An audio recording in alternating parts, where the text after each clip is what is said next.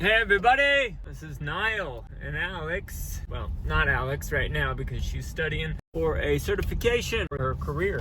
And I just went and saw Minions and Monsters. Minions and Monsters. And I have never seen a Minions movie before. But the more I hear about them, the more I heard they were good, and the more I thought I'd give it a chance. I just have never heard anyone say anything bad about Minions. This one had an aspect of H.P. Lovecraft. I had to look it up, but in his universe, the Cthulhu mythos is all in the public domain. So anybody can use it, and they don't have to pay for it. And this movie went into it head on. I mean, they use kind of Cthulhu, who is a smaller creature called Goomy the Deceiver, which is funny enough is played by Trey Parker from South Park. That kind of also intrigued me to see this movie, and you can kind of hear it in the little creature Goomy's voice, especially Cartman.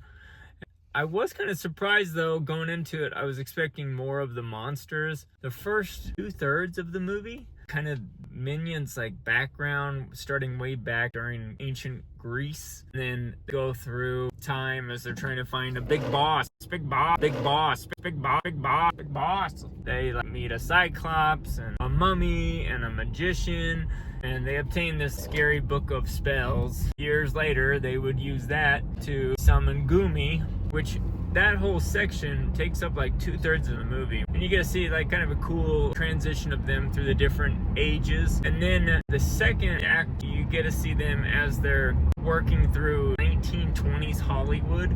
A play on the Warner Brothers as the Bright Brothers. They're like these two big guys that kind of introduce them into making movies with this smaller guy named Max, who is voiced by Christoph Waltz.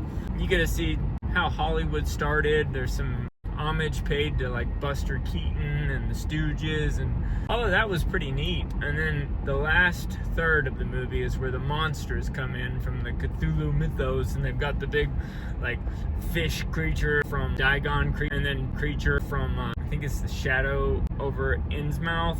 I can't remember the story, I'll put it here. But H.P. Lovecraft, as far as I know, didn't show up. I'm not sure.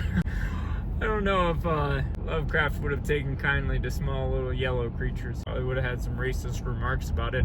I really got into H.P. Lovecraft when I found out he was the driving force for Stephen King, who I grew up reading a lot of and loving a lot of, and so then I got into H.P. Lovecraft. So I really like this movie brought that in, and it's just so funny to me to think that there is a children's movie out that is doing just phenomenally well, is in the H.P. Lovecraft Cthulhu mythos. I mean, next thing we know, the Minions will be teaming up with Quentin Tarantino, Kill Bill, or Pulp Fiction. It's just so absurd to me, but it works. I looked it up. This movie, out of all of the Minion movies, is ranked the best of all the Minion movies, which is just crazy to me, because I know these movies do super well.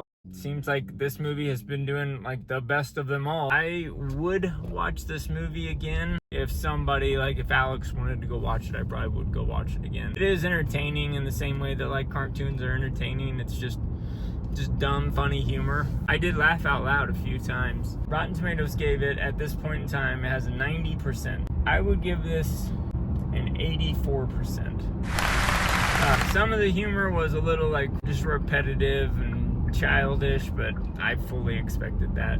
A lot of the humor was like adult in nature. I was kind of surprised, but kind of like Shrek, you know, you go into it and it's a children's movie, but it's got these hidden adult themes that maybe kids don't pick up on, and everything's family friendly. The movie is only an hour and a half long, but it did feel like 2 hours, and it did feel like 30 minutes too long to me. My first take into the Minions, and I loved it. I thought it was a great movie. The Minions and Monsters. I wouldn't be surprised if this wins some awards for animation. I thought it was really good, just really well made. So 2 thumbs up, go check it out. That's the review. That's the review. That's the review. And that's the review. Toodaloo. Toodaloo. I'm not sure what language they're speaking in that. I looked it up. They call it a banana language, so I guess it's just made up. But at times it sounded Greek, and then it sounded Italian, and then sometimes Spanish, and then they have these English words like. Toodaloo.